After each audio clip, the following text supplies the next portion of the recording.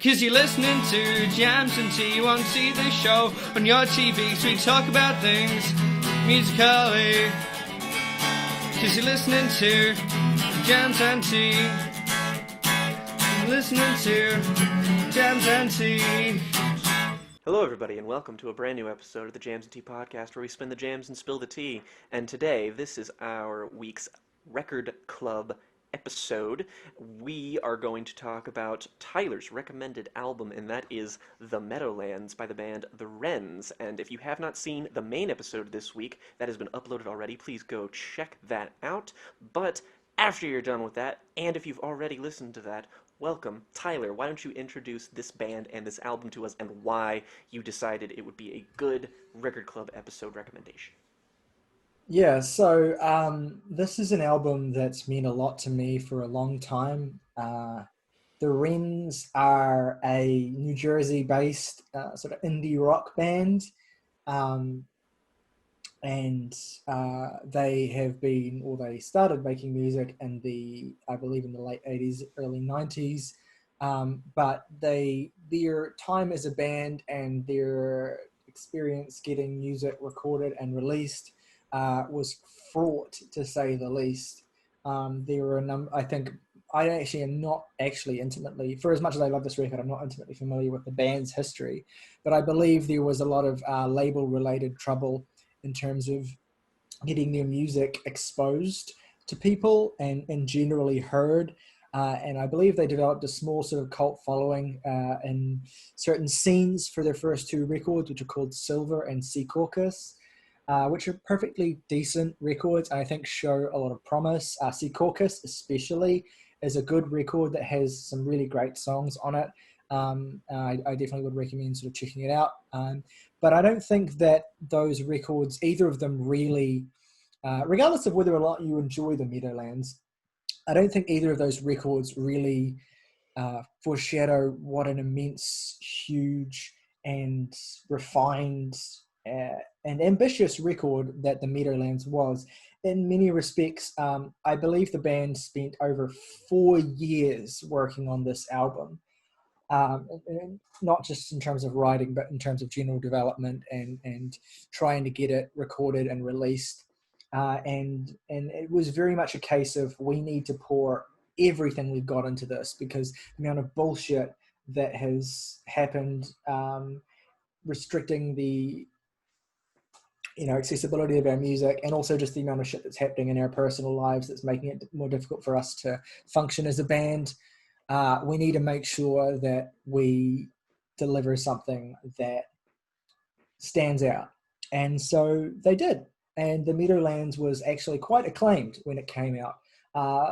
Almost universally positive reviews. I believe it has an 85 out of 100 score on the album Meta thing. Metacritic, that's right. And I got a 9.5 from Pitchfork, and generally speaking, really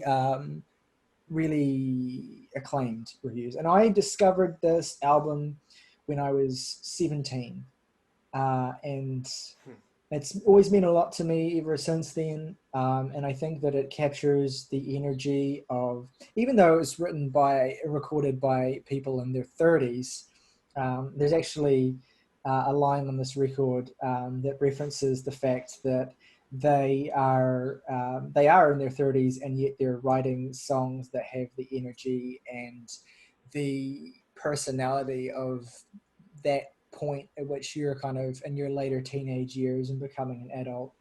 And I am the best 17-year-old ever. Yeah, exactly. This line about I have a wife and kids and I'm still doing this, or something. I have a wife I never see. Yeah. Obviously, that line, "I'm the best 17-year-old ever and everyone choose sides," that line is obviously like referring to the performativity of what they do, the inescapable performativity of what they do in terms of the subject matter that they talk about and the scene which they exist within, with the specific record. But yeah, I'm going to save my in-depth insights until after you've all shared how you felt about this record. And yeah, I'll leave it to whoever feels the most enthusiastic about kicking this off. let me pull a Tyler. This album is the best album we have reviewed on the show. Wow. This Really? album. Okay, I'm gonna keep myself together and talk about this in a coherent way, uh, or try. I heard this under interesting circumstances that I listened to it at the end of a very long day where I was listening to a lot of music. It came off the back of I was just like, all right, I listened to all of my Laura Marling albums. I'm gonna listen to the Wrens now just so I can familiarize myself with it so that I can unpack it on a later listen. And I just sort of laid in my bed, listened to it, and I was really, really, really tired. And I fell asleep about maybe 3 or 4 tracks in, and that's not I'm not trying to shit talk the No, album, I get it. obviously. It I just get it. but as a result, I had a weird nightmare that was under the influence of this album that I cannot fully recollect or explain, and I just sort of woke up, and then the final sort of moments of the album, I woke up as soon as it ended. So it was just a Mm. very at that moment I was super lucid, and I was just like, whoa, I need to listen to this again right now, and I don't really know why I was compelled to do that, but I did. And I listened to it, and I was immediately there are so many different things that this reminds me of in every single aspect of when it comes to the way this album sounds, or the way this album is written lyrically, the way this album is mixed, the way this album structures all of its songs, the way that it all of the individual aspects remind me of something very specific. The structure of the songs reminds me of Brand New a lot, in that a lot of them just they have a very loose, very formless structure that is driven heavily by the lyricism, and that I like to call it elliptical lyricism, where it's just it is basically obeying the emotions of the song.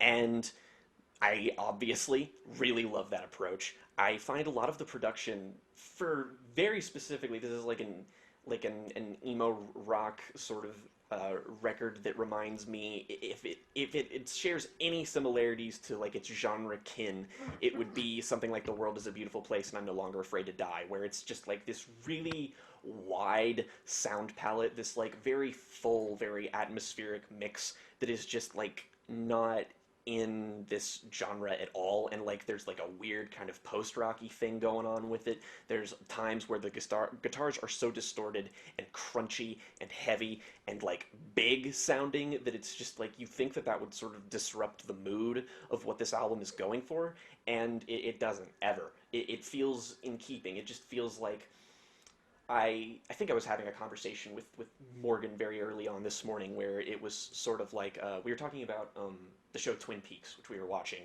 and we were just some people have a problem with Twin Peaks' tone in that it sort of bounces very, very quickly between scenes of very, very silly comedy and very forlorn, emotional, overwrought pain and misery that's human and deep and profound and real.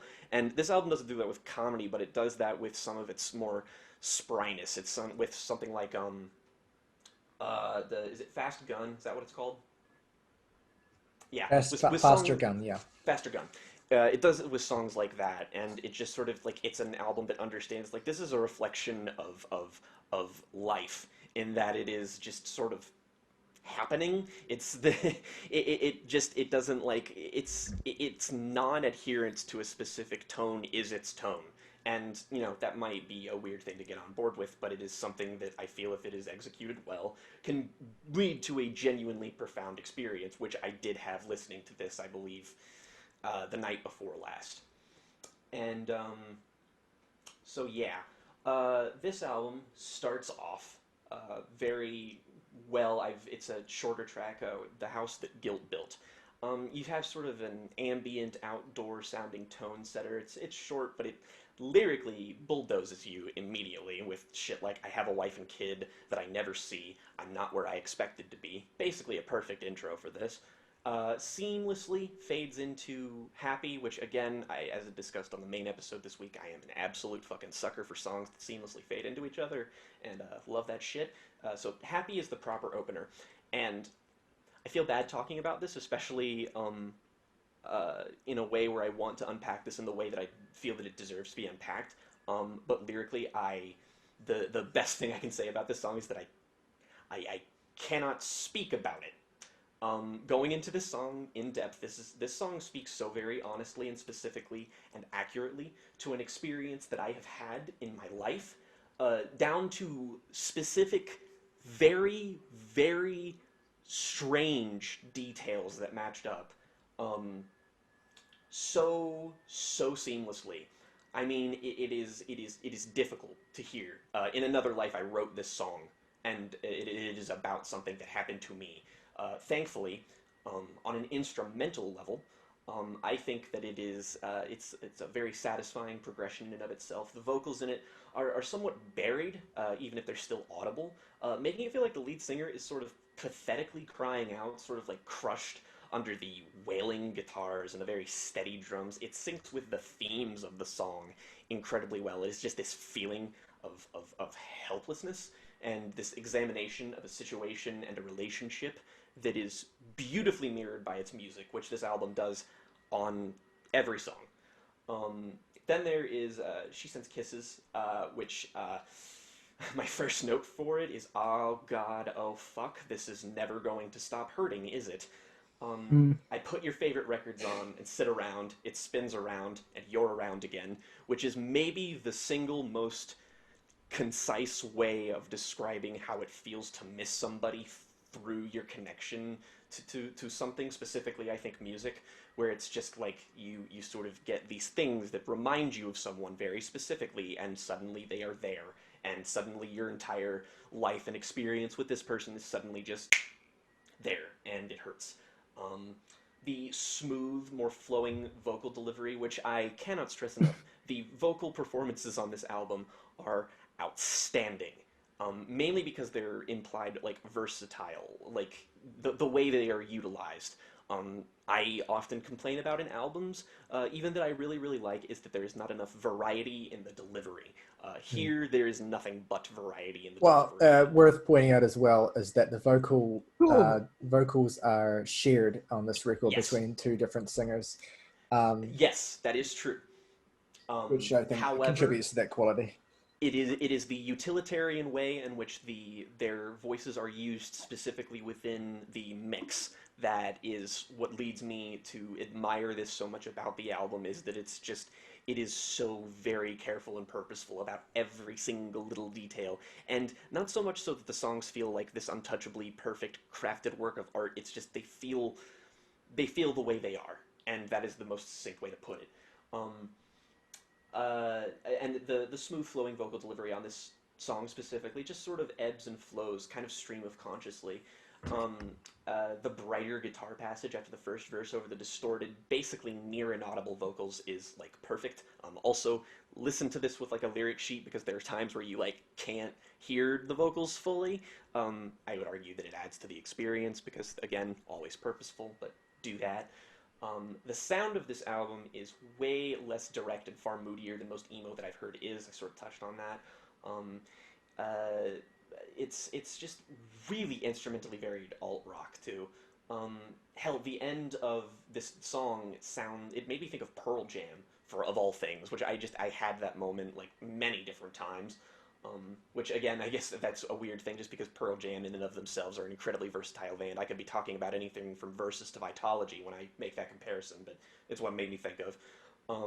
Album picks up a little bit of momentum with This Boy Is Exhausted. Listening to this song while working retail makes you want to toss yourself into a trash compactor, but in a good way. This boy is indeed fucking exhausted.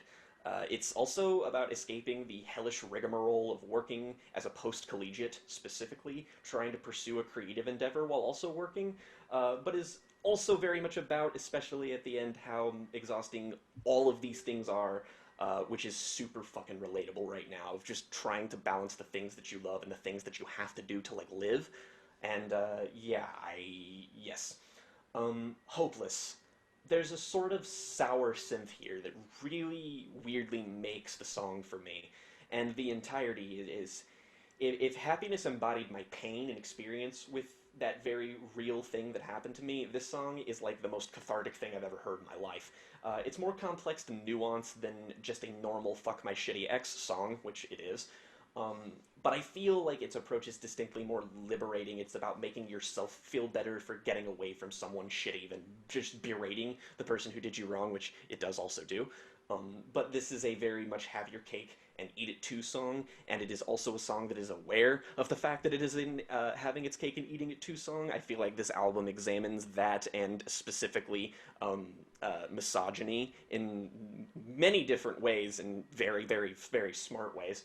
And yeah, I love this song. And then you have Faster Gun, which starts off with these fucking awesome distorted guitar lines. Absolutely rips.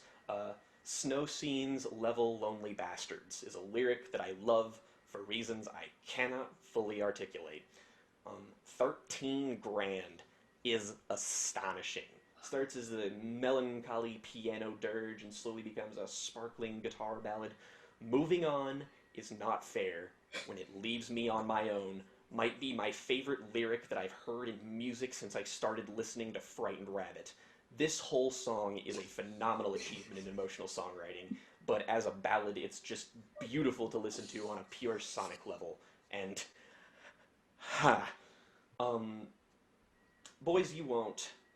This starts off with these feverish guitars that sort of melt into the melody of the song, kind of brand newish, to be honest. This is just a positively harrowing piece of music. Lyrically, just a recount of selfish wallowing. Instrumentally, I think that it is like an achievement. It adheres to a cohesive but somewhat formless ebb and flow again, that is again very brand new in spirit. Ex-Girl Collection starts off with a cheap-sounding church organ, which I have heard many of in my day. Made me think of stuff like Julian Baker and Phoebe Bridgers, who often implement that in their music. This is a very specifically narrative-driven track, another song I unfortunately do in fact relate a lot to, despite the fact that I hate that I do. Even if it's not quite to the severity of what's being described in the story. Per second, speedy guitar riffs start out with this really energetic song, and I find it invigorating. I may not be I wasn't in love with it the way I am with every other song here, but as upon re-listen, it is the shot in the arm that this album sort of just needs at this point, because it's just sort of a pure dose of that. Like, structurally, it really, really works for me. Everyone chooses. I also want to just jump in to say that for me, the real success of the song is the way that it kind of links Ex-Girl Collection and Everyone Choose Sides together. I'll get into what I mean by that, but I think it's a really, really great piece of sequencing, and yeah. Which is why I love, like, that, again, songs like this have to tread water with me, because they run the risk of coming off as superfluous, or songs that I just feel like shouldn't be there, but I do feel like this bridges the gap very well. Everyone chooses sides. The crunchy distortion here is, like, overwhelming, even by this album standards, which it's already done a couple times. It's like a parallel universe version of an early era rated R Queens of the Stone Age song. It's like it's tethered. And I mentioned the lyric already, I am the best 17-year-old ever. Just kind of gets to the heart of a lot of what this album is, and it does it so very succinctly, which this album is great at having these really succinct lyrical passages that somehow manage to mean this very, very intricate thing by merit of the fact that they are sandwiched between other things that contextualize them well. No better is this proven by 13 months in 6 minutes.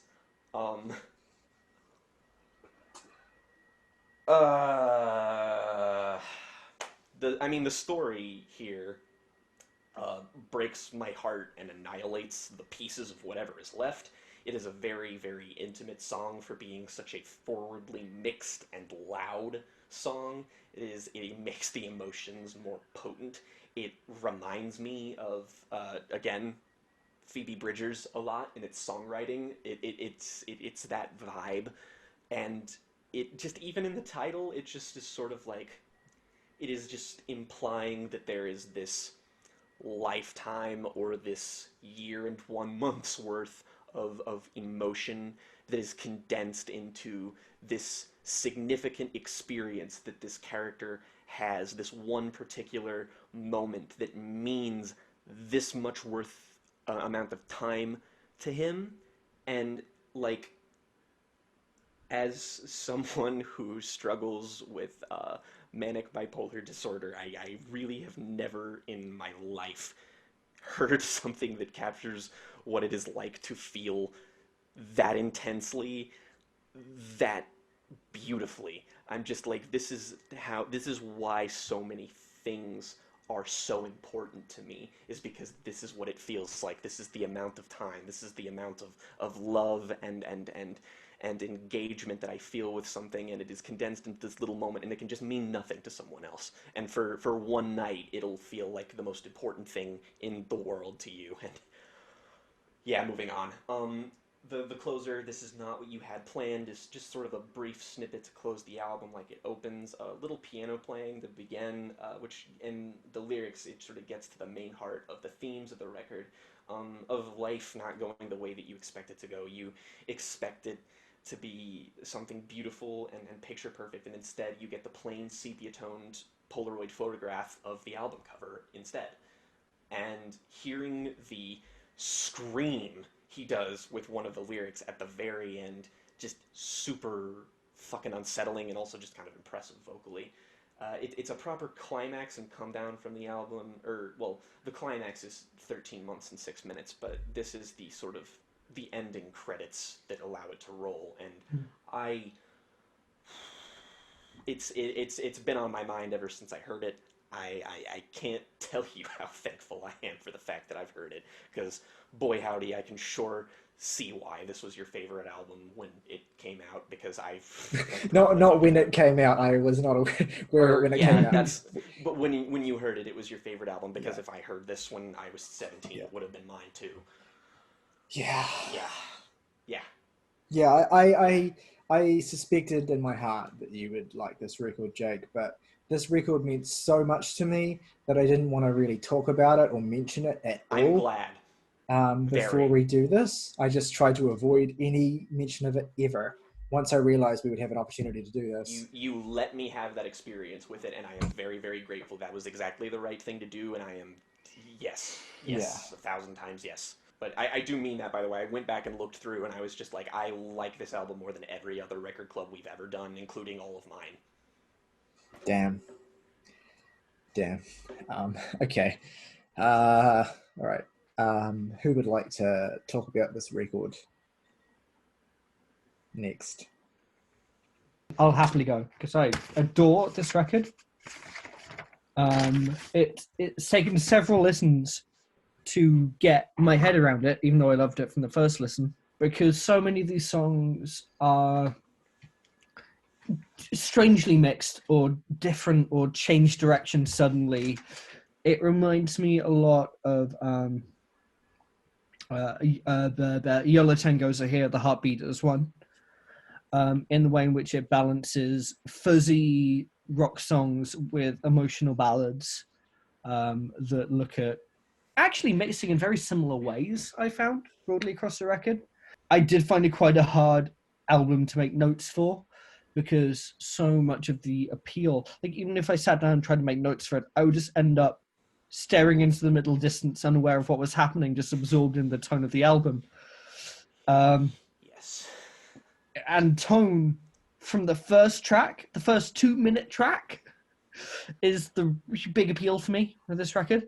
I mean, not to denigrate the musical skill or the lyrics, which are amazing, but my God, does every song have a unique tone and texture? It's interesting. To go straight from The House That Guilt Built into Happy, and to see She Sends Kisses, is to know true sadness. Just 3 tracks that strike right at your heart. But even something like She Sends Kisses with its harmonicas just lends a whole new tone of resigned depression. Has, for me, a texture, not a tone, but a texture that suggests at one point in the past it was okay. And even though it's not now, it could potentially be again. even though the rest of the album is much more packed with energetic emo pop rock songs, that's a consistent quality of the album for me. Be it the warped fuzz of Faster Gun or Boy You Won't, which is a real standout for me. This record is constantly flitting between bringing those emo riffs and emotional lyrics and just straight up ballads that rip your heart out. This record is constantly surprising, always grounded in immaculate songwriting, and I wish I'd heard it before I started recording an album. I love it to pieces. I'm glad you enjoyed it. Okay, well, it should be mentioned that, strangely enough, of all the people with the longest relationships to this album, I guess I have the second longest in a very weird way, which I know I've told Tyler. In that when listening to this, I was on the second song, Happy, and I was like, wow, this is really fucking good. And I was like, oh, I should go like this. And strangely enough, it was already liked.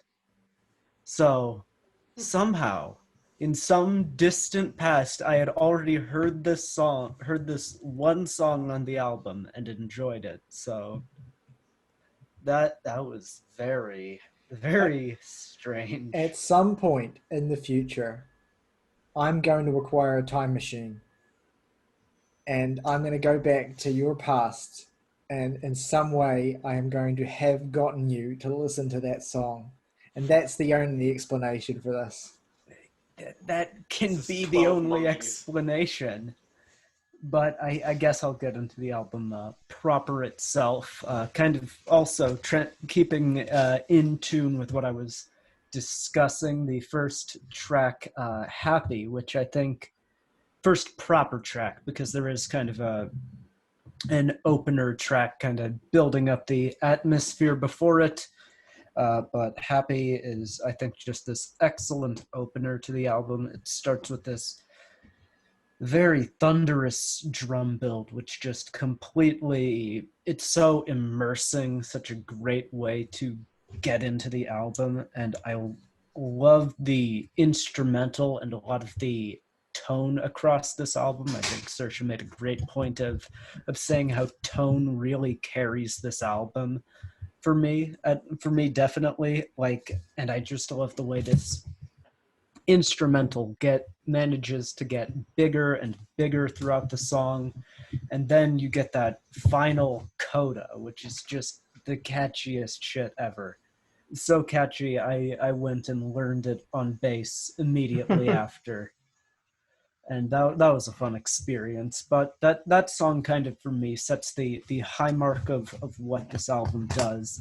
I do enjoy, I'll mention him, I do enjoy Kevin Whalen as a vocalist, even though I can see him as a tad grating for some. I think he's got this really great presence, this really great energy he brings to all of the songs, which he does lead vocals on. Very, very enjoyable, charismatic presence. She Sends Kisses, however, is where I kind of start to find myself at odds with the record. I'm not a fan of what the instrumental goes for here. I really don't like it. It evokes images of like fucking Ratatouille or something. And like Yes, and it takes me out of the emotional tone the record is going for, and I find it completely jarring and at odds with the song itself. And yeah, that also leads me into not being terribly amused by Charles Bissell, I think he is, the other lead vocalist. I find him incredibly just dreary to listen to. I don't find him all that charismatic or and really he just, every track which he was on, which I felt I really could have gotten into, he took me out of. Ex-Girl Collection being a song I thought the lyrical premise of was quite fun. This kind of recounting of this guy going through the motions of inviting all these women over to his house, and just relationships completely falling apart within an instance. I just find him to completely kill that song. And then there are tracks like Faster Gun, where, first off, just not one of the better written tracks on here. It's a lot more standard in terms of its kind of, in terms of the arrangement of the song, and in terms of the cat. Boys You Won't has this really great kind of siren sounding intro and refrain that like almost reminds me of what This Is the Dream of Evan and Chan does on the Dental album Life is Full of Possibilities. I almost wish it had gone a little further with that, but I still thought it was a really really unique, interesting way to intro the song and kind of tie it all together. And that's really my odds with this album. There are a lot of parts where I really like what it's going for. I love the execution of the concepts, but then there's an equal number of parts where I'm not too into what they're trying, but I can still appreciate the effort and ambition which goes into crafting an album like this. And I would say, yeah, I do like the variety of ideas is really great. A lot of these songs themselves, the writing I think is quite competent. I just find things to be sucked out of them by it's just something I really want to like a whole lot more than I do, is my kind of end conclusion. That there's like 5 or 6 songs on here where I think they're really great, really hard-hitting, emotional tracks, but then it's just like, I don't know, I just can't get into it. So I and the yeah, it's just a little, it just disappoints me more so than anything that I just didn't find the experience as resonant as all of you did. And granted, I expected that, so Yeah, It's the price we pay for the devil and God, really. that's a good point. I can't say I'm too surprised by your reaction, August, although I'm pleased that you enjoyed the parts of it that you did enjoy. Yeah, that's fine. As ever, as ever, your honesty in the face of a wall of disagreement is commendable. So I'm just gonna come out and say at the forefront that I'm going to be giving this record a 10. What like the thing about that is it's kind of a presumptive 10, because I think with a lot of these like classic indie / emo records, like you need to do some living with it. Like it needs to soundtrack your life for a little while for it to become like, in that canon of like Jimmy Eat World's Clarity or the first American Football. And like I fully expected to like this because it's a classic emo record. But like what I didn't necessarily expect was a record that sounded like it had been worked on for 4 years and like really really exemplified that. That makes Because so like much sense knowing that now. it's so detailed and deliberate and purposeful and brilliant, and it just keeps kicking my heart in the nads. The line that we already mentioned moving on is not fair when it leaves me on my own, which like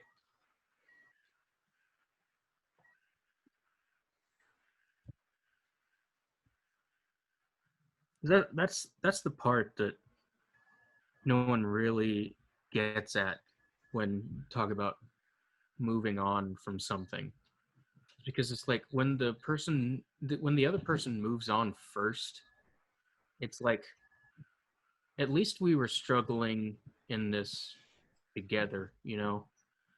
And like it's just like once you see that someone has moved on in some way, it's like you're sitting at the train station watching them on a train car just leave I to kind of said your name, but you'd turned to your plane.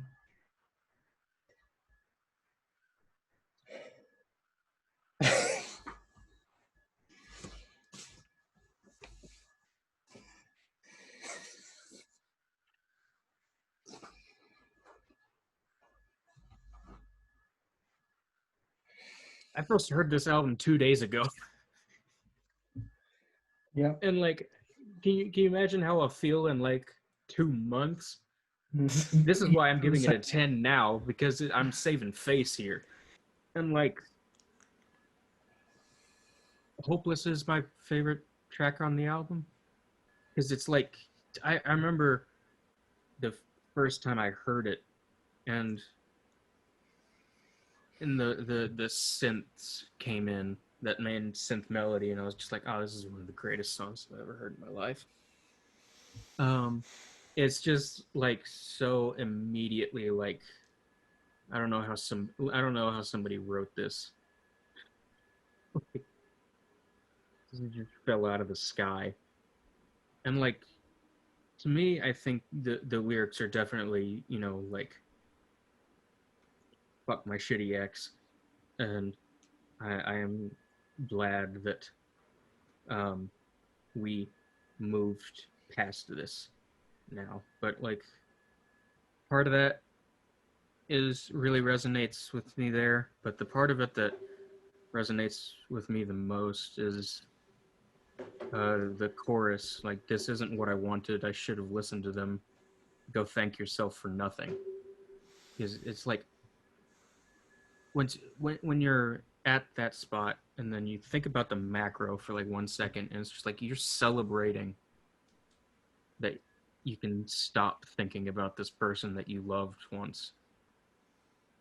And it's like, why did it ever get this bad? How did we, either one of us, see that? How did specifically me see that this isn't the way that it should be, like a long time ago? And how did we let it just fester into what it is now? And, you know, I've never actually been in a relationship, but I have been in love with people before. And those emotions ring just as true outside of relationships, you know, because the especially for songs like 13 Grand, where it's like, you know, watching someone get on the plane and waving as they leave, and it's like it kind of feels like you were just someone's stepping stone, you know. It's like they were improving themselves and moving on to happier times in their life, while you were just stagnating. But, you know, yeah, I think the album as a whole is like one of the most mature and adult emo records ever made, which I think, you know, that's not something that necessarily makes it better than like Sunny Day Real Estate's a Diary or something like that. Yeah. But it lends it a new perspective to the genre, and just even to indie rock as a whole. I think in the time this was released, there's nothing really like this, not just sonically, there was definitely nothing like this sonically. But like from this exact perspective where it's like I should be old enough now that I can process this like a rational person. But it's also like this I think ultimately what it comes down to is that this adult person that you should be by the time you're like 31 and you're able to process this stuff at the right level, like that person doesn't exist. It doesn't make sense for them to exist. Like no one is really like adult, you know. Like the I think the one thing that makes you like an adult is having to take care of someone else, whether that be like your own child or like your parents for whatever reason. Like just having to think about someone else, that is really the only thing that differentiates, you know, an adult from like a young adult or whatever. So it's like I feel like not so much the journey of the record itself, but more my journey and my interpretation of the record is like, why do I feel like this? I'm a grown ass man. To like, every grown ass man feels like this. They just, you know, every adult feels like this, and we just don't have the capacity to say it because it's like there's more important stuff going on. And that's something at this juncture, like, yeah, I wish I had this album when I was 17 or 18, but I would have missed out on a lot of what made it as effective as it is then, because there would just be parts of it that don't resonate with me half as much as they do now.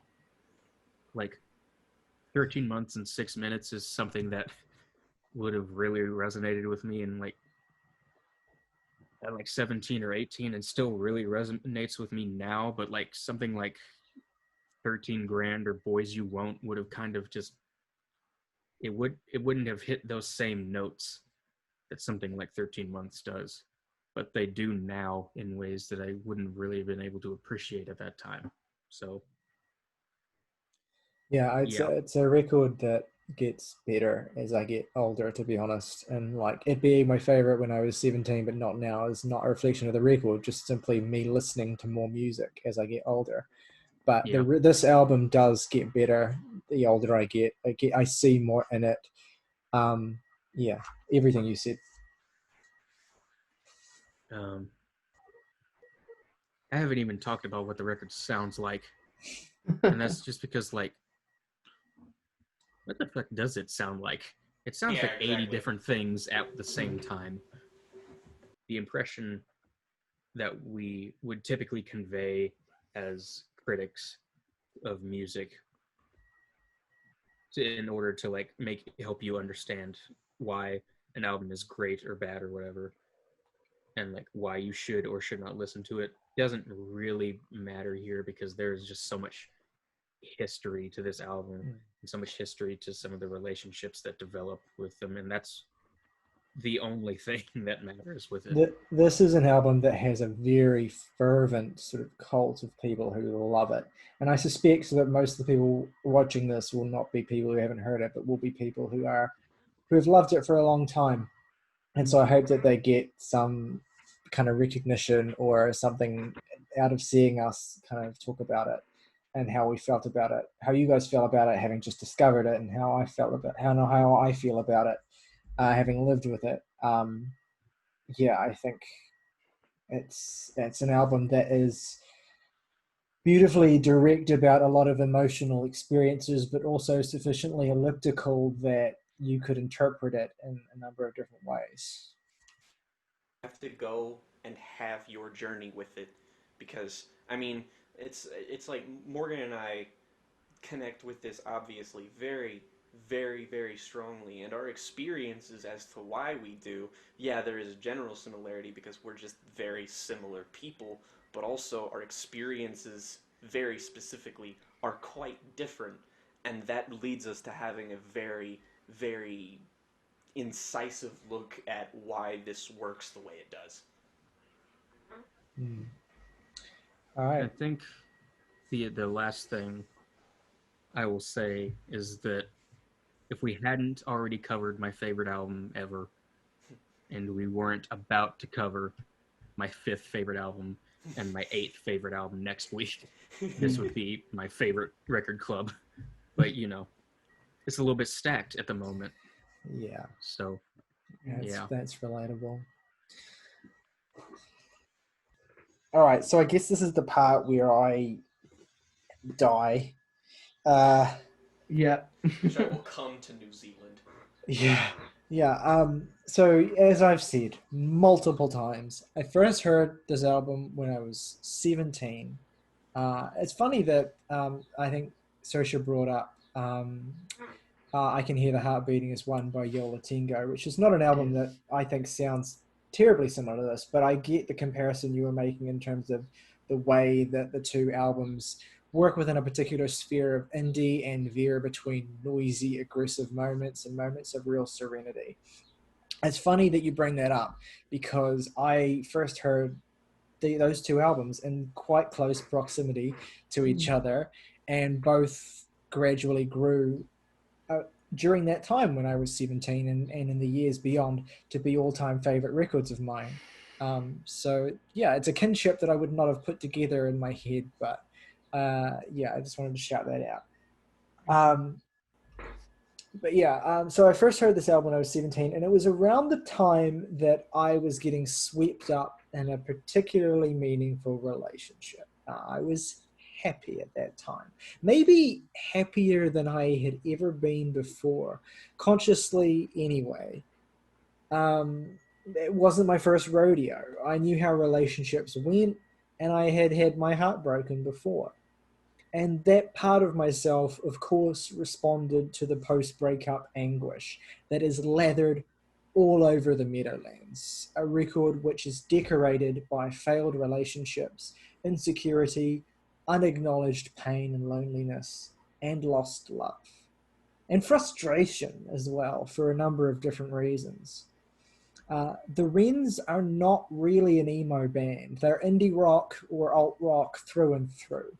And they'll never necessarily be known for technical prowess or wizardry in their showmanship, but they perform with enough conviction and talent to automatically make them a standout amongst an endless slew of indie rock bands from this era. So while the Wrens are not emo, the Meadowlands is unmistakably an emo record.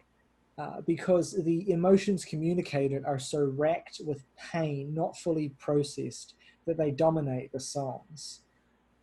It's not just in the vocal performances either. Listen to the sharp, shredding noise that opens Boys You Won't and then forms the bedrock of the song's melody. It feels like the instrument is being used to communicate a scream that will later be made real, cutting into the relative prettiness of the track that precedes it and forming the bedrock for one of the album's most intense songs. Many of the tracks here are slower in their progression and use lighter guitar tones that are also more reminiscent of the Midwest emo tradition, despite being a New Jersey-based band. The way a song like She Sends Kisses builds slowly from the ground up. It starts with just this lonely preparatory strum and gradually adds more and more elements. You get these beautiful, I believe they're guitar tones that come in and they sound like a harp, the way that they kind of just dot around the mix and sort of circle the central vocal of the song. And the mix just kind of grows and builds and more elements get added to it as Charles Bissell's vocal performance is kind of ratcheting up and it's incredibly kind of classical build. It feels like an instant classic song to me. It's just it's so emotional and it's so beautifully heartbreaking. It's the it ratchets up. The way that it ratchets up its intensity is so subtle that I think you barely even notice that it's doing that until you get to the point where Bissell is practically shouting the chorus at the end of the song, and you kind of realize, alongside those central guitar tones, which kind of get so much more high pitched as the song progresses, to the point where they almost feel like they're screeching. There's multiple songs on the record that do that. It's a very interesting guitar tone, that specific tone that I don't actually think you hear very often. If I can't actually think of any other band that I've heard that makes these specific tones that start out so gentle and beautiful but become screeching in their high-pitched quality. The most demonstrative and startling slow build on the record is on the lead track, Happy, which begins gently with a repetitive and reverberating melody. And I love the way that they are kind of almost building this melody in front of you. You start with a couple of notes that are kind of going back and forth, and then they'll add another note into the repetition and another one, eventually slowly filling it out. And when you hear it and you start with just the seeds of the melody, you can hear in your head how you want the melody to progress, and then it just does that. And it's immensely satisfying the way that the song pieces itself together, instrumentally speaking, in front of you. I'm a sucker for that kind of, it takes a lot of talent, I think, to do that, to create a song that's built on this constant construction that doesn't just become annoying or distracting from the lyrical content or the subject matter. I love the way the gentle guitar tones that they do add. They start off there's a little bit of reverb on them, and they're kind of twinkling, but they start to stretch and whine as this build is occurring. And it kind of hints beautifully at a bubbling brew of emotions that's threatening to boil over. And this is reflected in the vocal performance on the song as well, which starts at barely a whisper, and just gradually gets more and more urgent and intense and reflecting in the lyrics that are getting more spiteful and mean-spirited. The song starts off being as though it's this beautiful ode to this person who the narrator loves, and then gradually you become aware through select revelations that this love has actually fallen apart, and then you become aware that it's fallen apart at the hands of this other person, and then this beautiful sense of dreamy love that's established becomes sour and twisted and eventually soiled completely, until you're hearing Kevin Phelan scream, I can't figure out what happened to us. Are you happy now that you got what you want? I wanted you, but I'm over that now. I'm over it. The way he repeats that and the way he kind of stretches that line out, it's heartbreaking because it's an emotionally racked assurance, but it also sounds like Kevin is trying to reassure himself of that truth as much as he's trying to throw it in the ex-partner's face. It's really premier top shelf songwriting. And then just as the song seems like it's about to explode, this build has gotten so intense, the band just pull the rug out from under it and they launch into a completely different major key counterpoint to the slow build. And it's a section that on its surface does indeed sound happy, but with the context of what precedes it, that happiness is of course rendered shallow and sarcastic. And the band don't even need to lay many vocals on top of this final section to make that clear. The initial happiness of the lyrics that turns sour is delightfully mirrored with a song that starts off musically dreary, but ends in this twisted section of brightness. The dissonance is just outstanding and strange, and a testament to how well the song is constructed that it works the way that it does. It's a masterclass. And I'm glad that all five of us can agree that song fucking owns. Um,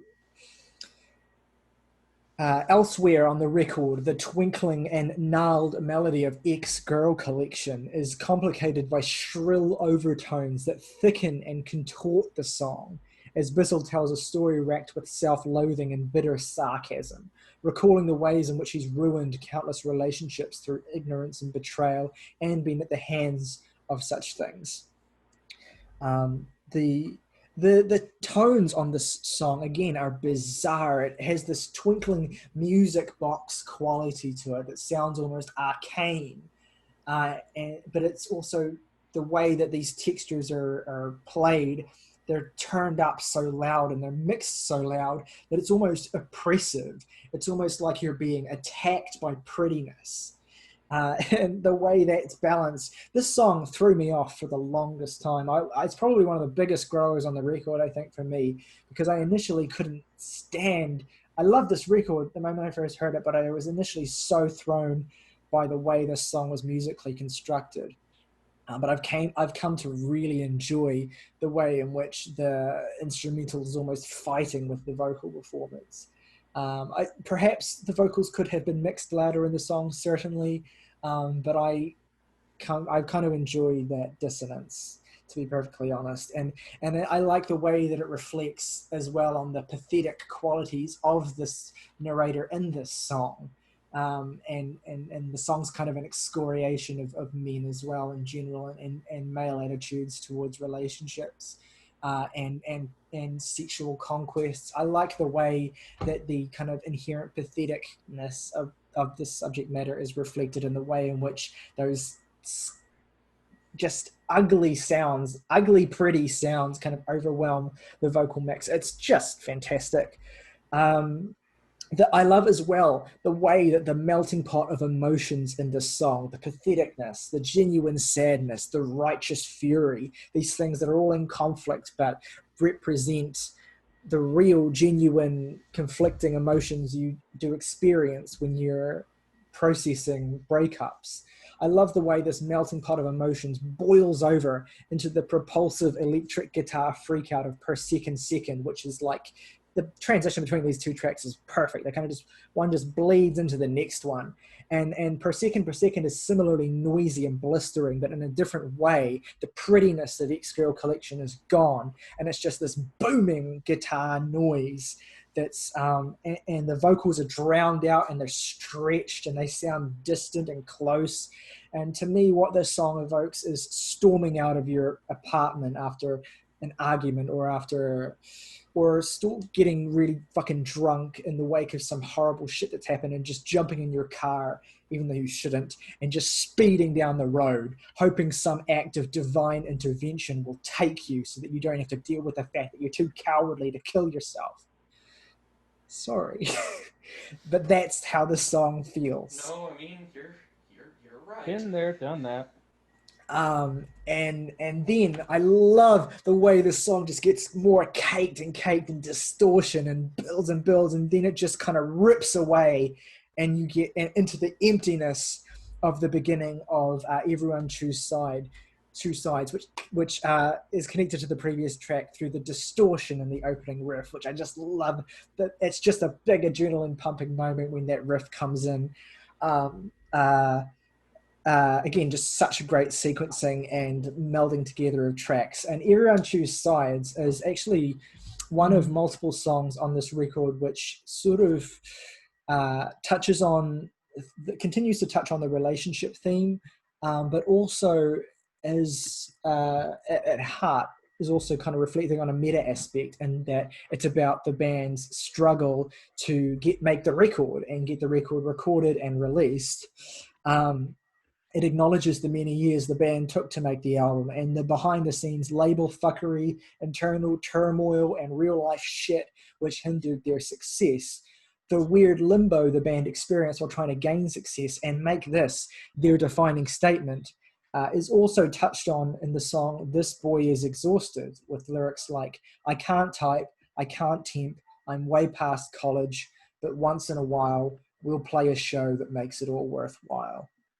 It's a song about being committed to something, or to someone. Again, like you can read this through the direct reading of it being about the struggle of being in a band, or you can read it about any kind of commitment based in a passion that's also draining you in some way. It's a song about being committed to something or someone that gives your life purpose, and so you plant your stake in the ground there, because no matter what, this fucking thing you're connected to has to work, because you're putting fucking everything you have into it. And then you wake up one day and you realize you've wasted your fucking time and you're too tired to fight it and look for a way out. I can't write what I know. It's not worth writing. I can't tell a hit from hell from one sing-along. I guess we're done because every win on this record is hard won. Commitment and attachment, whether it's to an artistic outlet, whether it's to a passion, or whether it's to a person, inevitably ends in heartbreak across this record. 13 Grand, and I'm so pleased that so many of you love this song. It's one of my favorite deep cuts on the album. It's the dreamiest sounding song on the record. It's also an absolutely heartbreaking song about falling in love, clinging to that love for stability, and then being cast out to sea when it evaporates. The chorus refrain of, "Is this real at all? You're not so sure. It's easy now because you're safe, can't change your mind," paints this devastating picture of a relationship that is too good to be true, but that the narrator clings to. And God knows that's got some fucking personal significance for me. Is this real at all? You ask yourself that all the fucking time. You're never sure, but you just cling on to it without starting to think about whether clinging on to it is the safest thing to do or the healthiest thing to do, and you convince yourself that the other person can't change their mind. The way that first iteration of that chorus just fucking gets ruthlessly pulled away with the lines, "Moving on's not fear when it leaves me on my own. I lived my life waiting for tomorrow, but I guess it's your turn now."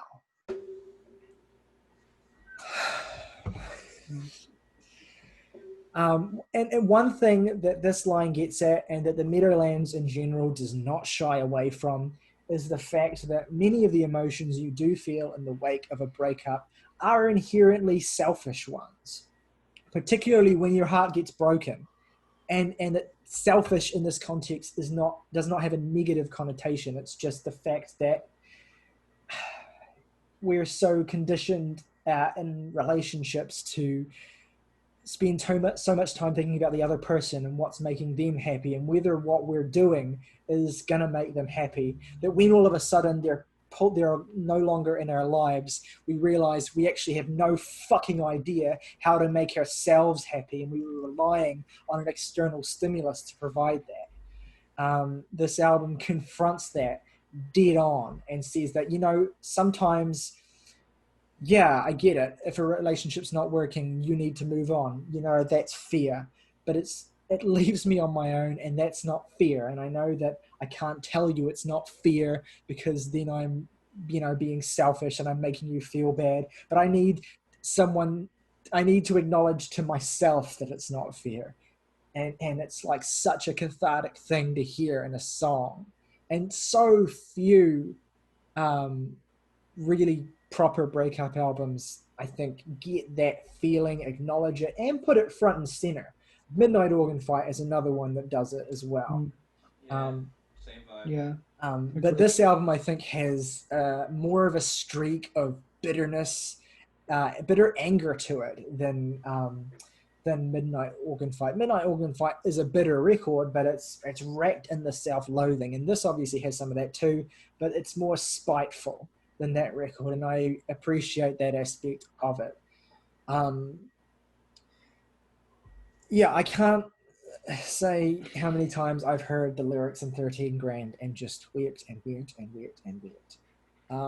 And I mentioned earlier the discordant intro to Boys You Won't, and the way that it breaks up the dreamy, deluded hope of 13 Grand's chorus. And I think that's maybe the best bit of sequencing on a record full of amazing sequencing and song transitions. Just to have that dreaminess thrown into discord with this nightmare intro. And it's one of the darkest songs on the record too. Boys You Won't is directed at an unspecified other who takes relationships for granted, doesn't consider the emotions of their partner, and leaves them in the dark. The song is a rebuke to this person. Its squalling and caustic guitars build a bedrock of bleeding pain. Perhaps the record's centerpiece and greatest song is Hopeless, which takes these same emotions and inverts the pain, instead celebrating the end of this awful coupling and serving as one of the most effective relationship kiss-offs in all of music. I mean, there's just not much I can say about this song other than to simply recite the lyrics and comment on the way in which they're sung. Now you're sorry for the things you did to me. I want you to know I feel I was the one who got used and used to just about anything that you would tell me. Again, I love the way that that line kind of subtextually hints at the fact that this relationship was built around a person who perhaps manipulated you into staying, despite the fact that their intention was to leave when they were bored with you.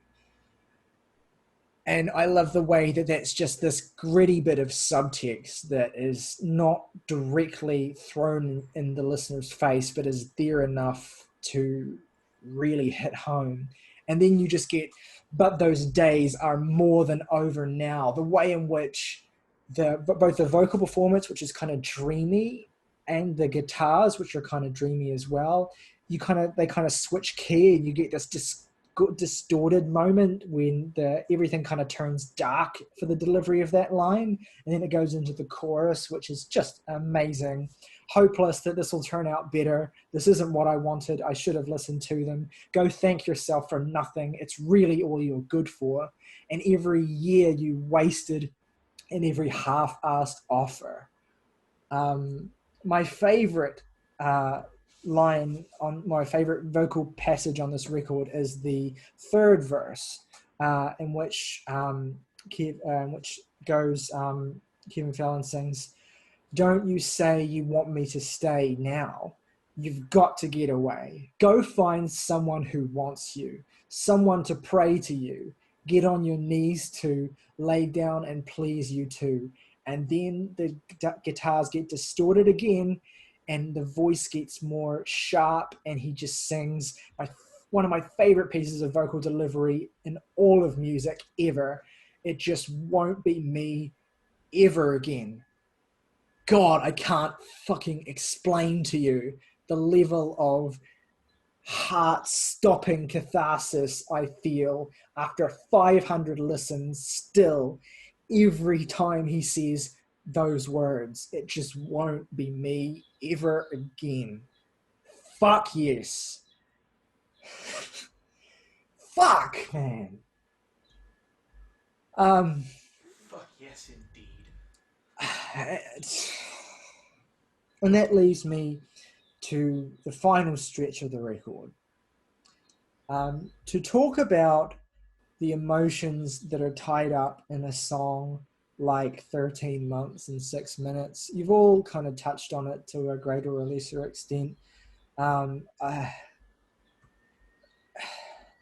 This is a song, I love the stream of consciousness quality for this song, for starters. It's a song of images. It's a song that gestures towards memories. It's like fragments of memories. You never get a full, complete scene depicted in this song. You get fragments of scenes of this 13-month period and its aftermath. And the way those fragments are deployed, the way information is withheld from you, context about this specific relationship is withheld to you. And so you're just left with haunting fragments, is just genius. It makes it so much more impactful than a more detailed depiction of this time would have it be. and it's so poetic as well. Not just 21 with introductions done. A first slow dance just ends. One of the most devastating lyrical passages in all of music is 4 lines in a row. I followed you to bed. We started secret plans. Forward 7 months. I've only seen you once. That has got to be the most devastating time jump in all of music for me. It's up there, certainly. Like just the hard cut again, the way that fragments are utilized. We only know this is a 13-month period from the title, and so we're left to put together the gaps when time jumps like this happen. And I love the way that the song jumps back and forth in time as well. There's a real devastating truth to the fact that the relationship in this song, that both of the people in this relationship are aware that it's inevitably gonna end in some form, and yet that awareness doesn't make it any harder. In fact, it makes it maybe more difficult. And that's a complicated emotional state that very few breakup songs, I think, get.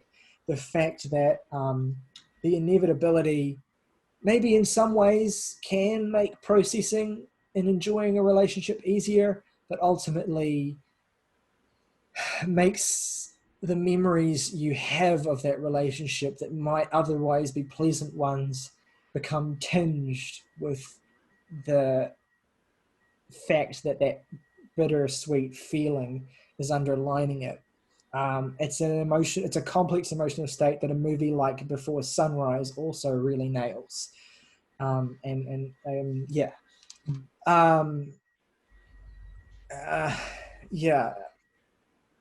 Speaking of Before Sunrise, the hour is almost up, you said, into your cup, and it makes no difference now as I help lift your bags out.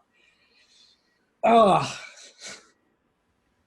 and I guess this is kind of the point at which I have to touch on the real personal significance this record has to me. I kind of wanted to unpack everything about it that makes it great before I start talking about the real personal significance it has, because I don't want to give the impression that this is a record that you'll only like if it has personal significance to you in some way. Like, obviously, the significance does affect your relationship with it, and as it has for me, Jake, and Morgan specifically.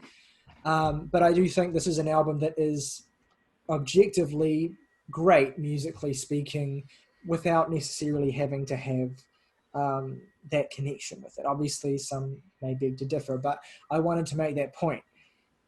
But I also have to be perfectly honest and say that a big part of the reason why I love this record to the extent that I do is the way in which it reflects certain parts of my life. As I said, this record was my favorite album of all time when I was 17. It's my favorite album of all time during the happiest time of my life. And I was in a relationship, one of the longest relationship, not the longest relationship I've ever been in, which is the current one I'm in, but one of the longest I've ever been in.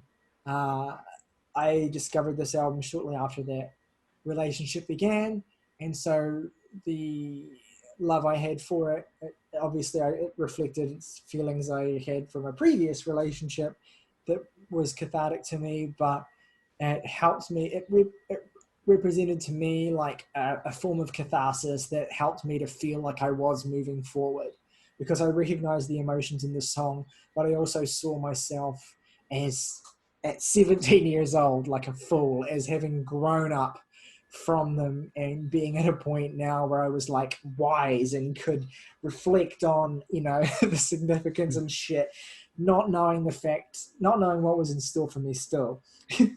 So this album became my favorite album of all time. I just loved it. I loved everything about it.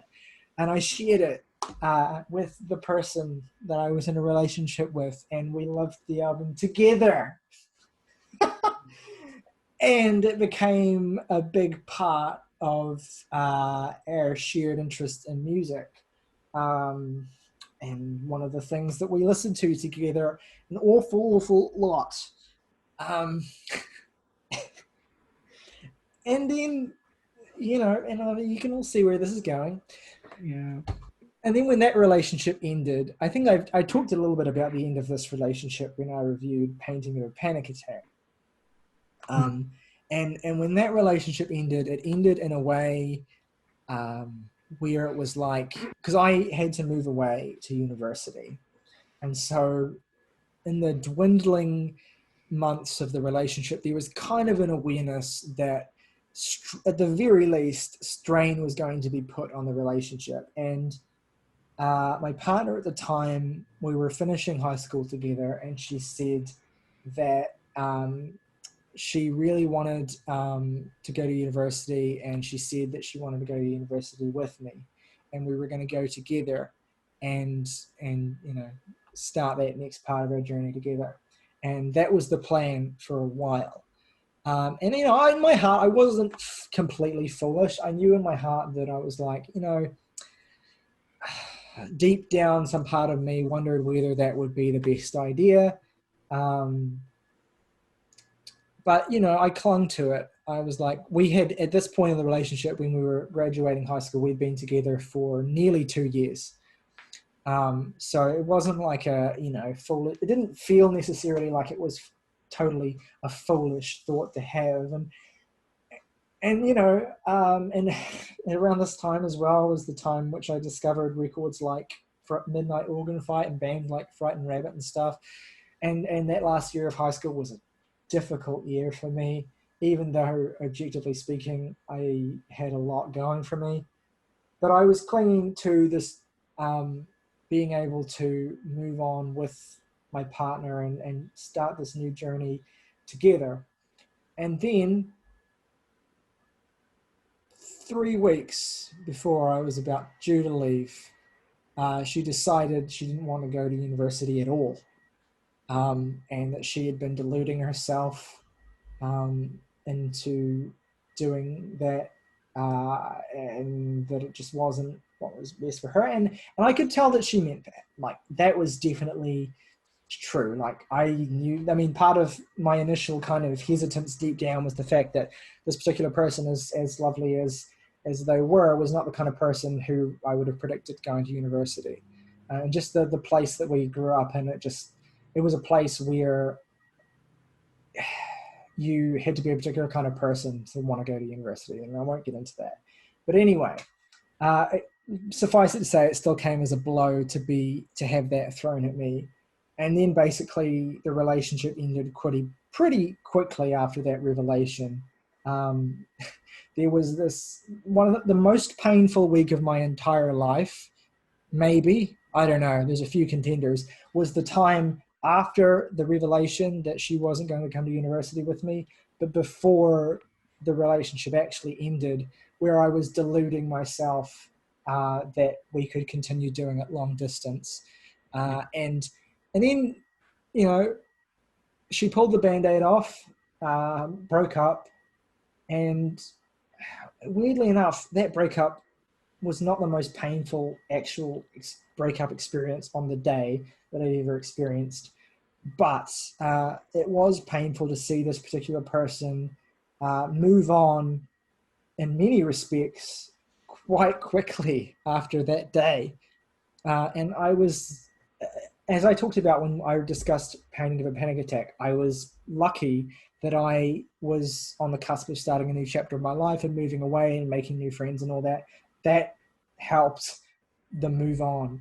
But it didn't help the real processing of the feelings that I was left in limbo with after this sudden dramatic end. And I mean, this relationship I was in, like, we also all had the same friends as well. And in the wake of the end of that relationship, the friends that we had became the friends, everyone chose sides, right? And everyone chose the other side, which I understood because I was moving away. and they mostly weren't. Although I have to say it hurt when someone who was moving away to the same place I was moving still chose the other side. Yeah. But anyway, suffice it to say, I'm sorry for that extended ramble, but suffice it to say that that experience changed the way that I responded to this record. This album about heartbreak, about pain, about suffering, about self-loathing, about passion, about loneliness was my favorite album of all time before this experience that I had. And then after having it, it only grew deeper in its resonance. And I almost feel like it should be harder to listen to, considering the memories I have tied up in listening to it with this particular person. But that's the kind of fucked up individual I am, is that the music that is most associated most closely with the most painful parts of my life is the music that I continue to come back to the most. And that's the sad, fucked up truth of the human emotional tragedy, is that maybe not everyone, but many of us cling to the shit that makes us feel the worst because it also contains the seeds of something that makes us feel or reminds us of a particular kind of happiness that we feel like we're never going to feel again. A particular kind of innocent happiness that is gone forever. And you have to accept that it's gone forever when you grow up. And you have to embrace the different kinds of happiness that you get as an adult that are beautiful all in their own right, but are never quite the same as that happiness you had when you were 17. And that's what this album is to me. That was very beautifully expressed and very well related to things that are undoubtedly true about the record. I want to say that not in a romantic way, but in a more personal friendship way. I've been in almost exactly the same situation. So that really hit home where it hit me where I eat, you know? Yeah. And the most selfish thing I could possibly say is that brings me some comfort. No, that's why I said that, is so it could bring you comfort. There's a communal resonance in that, because I think I think the thing that makes this worthwhile is the sort of, I mean, the thing. Get closer to the mic. You sound like you're in a cave. The thing that makes this the most painful is that you always worry that you're alone in feeling it, and that you don't have the right to your own feelings because you second guess yourself. So the idea that other people go through the same thing is it's assuring. That's so true. It really is. Yeah. I think like what you were saying about like the fucked up truth is that this isn't as hard to listen to as it is, as you know, it maybe should be. Is like, I don't know. I think because of the pain and the turmoil it expresses, I think the reason we go to that kind of music is in certain times in our life is because at some point or another it was the soundtrack to pain, yeah, but it was also the soundtrack to healing. And I think that's something that we kind of want to skip to sometimes. And those are the kind of records that we put on in those times, because like, can we skip to the healing part of this now? Yeah. And that's why it's easy to listen to, because just as much as we associate it with emotional turmoil, we associate it with the part of us that grows more resilient afterwards. Yeah, that's absolutely true, Morgan. I mean, it's why I like to go back to Frightened Rabbit so much, for that exact reason. Very well expressed. And it's like I said about She Sends Kisses, that's a song that on a purely instrumental level says to me, it once was hard, it is bad now, but it is possible to be good in the future. A great note to end on. And Um, who doesn't need to hear that every now and every day of my life? Exactly. Sometimes and more. all right. Well, let's move on to our favorite tracks and ratings then. Jake, do you want to go? We'll just do our normal order, I guess.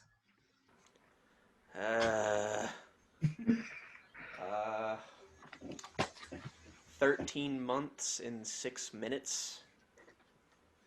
I'm gonna go with Hopeless and Happy. 10. What? Crazy. Favorite tracks are Happy. I guess Boys You Won't, and I'll throw in Ex-Girl Collection because I did like a bit of what that song went for, even if I wasn't crazy about the execution. Least favorite is Faster Gun, and I would give this a 6 out of 10. Nice. Morgan. I will say Hopeless, Boys You Won't, and 13 Months and 6 Minutes. 10. Nice. So that lands to me. My 3 favorite tracks are She Sends Kisses, 13 Grand, and Ex-Girl Collection. I don't really have a least favorite track. I'm going to give this a 9 out of 10. I'm just realizing now in looking at my favorite tracks that there was one thing I forgot to say, or one track I forgot to mention, and I'll keep this quick. I don't have a lot to say, but I wanted to talk about very briefly about the final song on this album. This Is Not What You Had Planned. It's not the same as saying favorite closing track, but it's actually, this little piece of music is my favorite ending to an album ever. And I want to give a bit of context for it. It was not originally intended to be on the album, I believe. It was not something that was planned at all or written at all. Kevin stumbled into his apartment drunk, I believe, turned on whatever he used to record, a tape recorder, I think, and then just sat at the piano and just hit some keys and said some things and screamed his lungs out, and that was it. It was not something, and I wanted to make that clear. This was because I know when you listen to this record, it kind of catches you off guard because it is obviously more lo-fi and more sticks out. But it is this beautifully organic and unplanned, no pun intended, unplanned moment of just pure, untapped emotional catharsis. And I cannot tell you enough how many, or I cannot count the number of times in which I have just screamed along to that scream and just felt the tears flow down my face and just felt more than maybe any other piece of music has ever made me feel. And it's the perfect ending to this album, and I got so caught up that I forgot to mention it, but I'm going to include it in my 3 favorite tracks alongside 13 Months and 6 Minutes and Hopeless, and obviously the album is a 10 out of 10. Fabulous.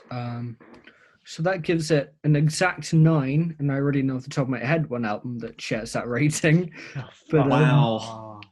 But that is Phoebe Bridgers' Punisher, Nocturnicate, Forget the Night Ahead, Illinois, and what's said self-titled. Some similar. This segment in many ways maybe mirrors the Punishment. Yeah, it does. Just. I'll and see Forget the Night Ahead. Oh, Jesus. fucking hell. Anyways, I'll see myself off a bridge now. Off of Phoebe Bridgers. That No. was in fact the joke. But yeah, so thank you to our viewers. If you have a relationship with this record, please let us know about it in the comment section below. please let us know what you thought of our video as well. Next week we're doing a very special. Next week's going to be a very special week. If you didn't see our main episode this week, we've alluded to what's happening next week, which is we're going to be doing 3 special reviews. One of MF Doom's classic record, Vaudeville Villain, and 2 Record Club episodes, a bumper Record Club next week of Stephen Wilson's Hand Cannot Erase and Porcupine Tree's Deadwing. So if you haven't heard those records, go and check them out. If you have, make sure you stick around for those videos because they're going to be a lot. Oh, yeah. I can't wait. Yeah, so check that out. I am so glad we have a bass head record after that week. It has been consecutive bummers for Record Club. For real. And also coming up, we have Block Party and Converge B-sides. So that's true. We also have our Laura Marling B-sides video, which will be coming out next week, and then we'll be recording a one for Block Party shortly thereafter. So keep your eyes peeled for that. Rock over London. Rock on Chicago. Morton Salt's When It Rains, It Pours.